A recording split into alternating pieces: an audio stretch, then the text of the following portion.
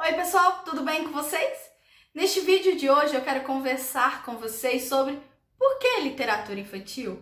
Por que ler, estudar, pesquisar e ter um espaço para pensar e conversar sobre os livros destinados às crianças?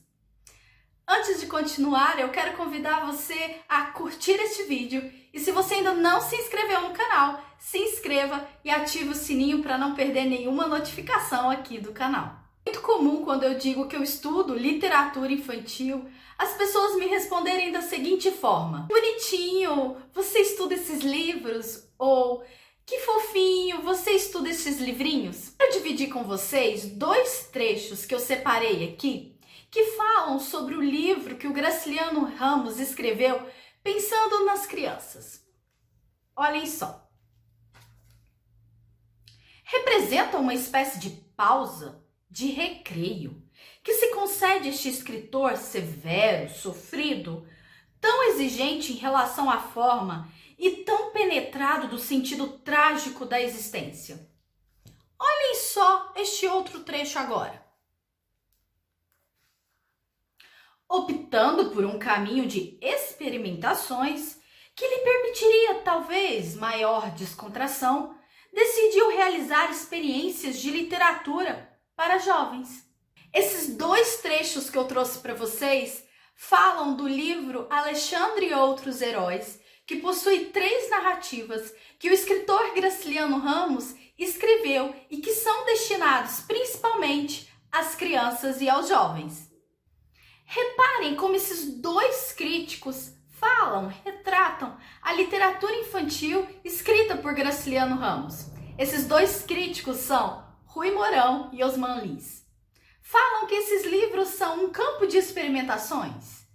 Recreio, pausa, não voltaria a se repetir. Foi daí, de outras leituras, que surgiu meu incômodo para pensar e pesquisar a literatura infantil. Então, quando eu escuto que eu estudo livrinhos bonitinhos, fofinhos, e leio críticas como essa, acaba me confirmando a minha necessidade de ler cada vez mais literatura infantil, pesquisá-la, estudá-la e estar aqui conversando com vocês. Então eu pergunto a vocês, por que os livros destinados às crianças ficam ocupando esse espaço de pausa, recreio, descontração?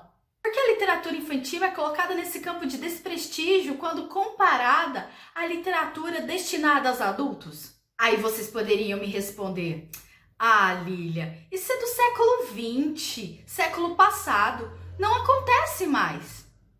Separei aqui para vocês outros 2 trechos para vocês acompanharem comigo. Vejam só. Este primeiro é do ano de 2012 e fala sobre a literatura infantil da escritora Marina Colasanti. Diz o seguinte: não mais os aspirantes a intelectuais do JB, nem as aprendizes de feminismo de revistas mensais, mas indecisos adultos encarregados de apresentar o livrinho ao público pequeno para o qual parecia talhado. Olhem este outro trecho que eu separei para vocês, que fala sobre esse livro aqui. A única crítica que eu encontrei até o momento sobre o livro, publicado em jornal, e é do dia 24 de dezembro de 2019. O último trecho da crítica deste livro começa da seguinte forma: este livrinho delicioso. Pessoal, eu falei deste livro lá no Instagram e eu vou deixar o link aqui embaixo para vocês conferirem a minha experiência de leitura com ele. Este livrinho delicioso? Delicioso? Livrinho? Por que não dizer narrativa potente ou narrativa bem elaborada, bem construída? Você ainda não assistiu o vídeo em que eu questiono o uso do termo livrinho? Busca aqui no canal o vídeo para você conferir esta reflexão. Por que delicioso? Por que livrinho? Por que não usar somente livro? Nós, como educadores, professores, precisamos pensar no modo como a literatura infantil está sendo reelaborada, utilizando esses termos e o que eles significam, porque o uso desses termos significam e mostram o nosso posicionamento. O fato é que a literatura infantil já está sistematizada sistematizada nos livros teóricos, com estudiosos importantes e escritores famosos. Mas o que ainda vejo em pleno século XXI é uma desvalorização e inferiorização dos livros destinados às crianças.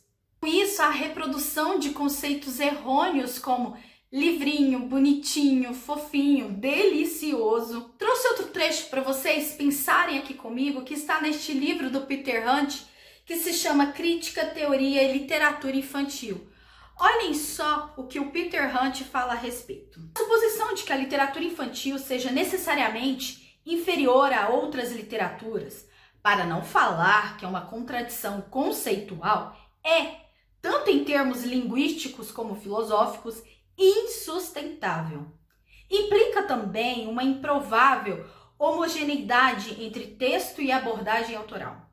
Uma perspectiva ingênua da relação entre o leitor e o texto. E uma total falta de entendimento tanto das habilidades da criança leitora, como da forma como os textos operam. Tudo isso tem uma relação com a ideia pré-concebida do que seria a literatura infantil e da sua ligação a priori com a escola.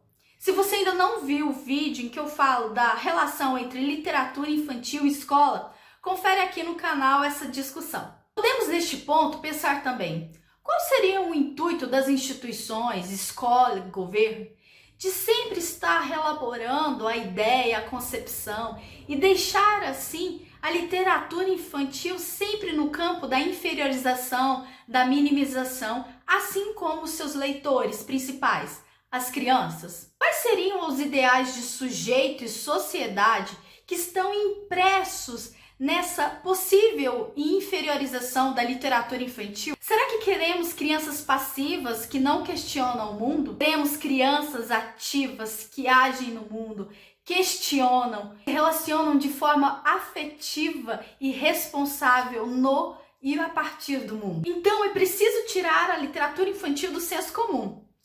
Apesar de muitas pessoas dizerem que não existe mais, que ela já está sistematizada, todos sabem o que ela é, como lê-la, como pesquisá-la.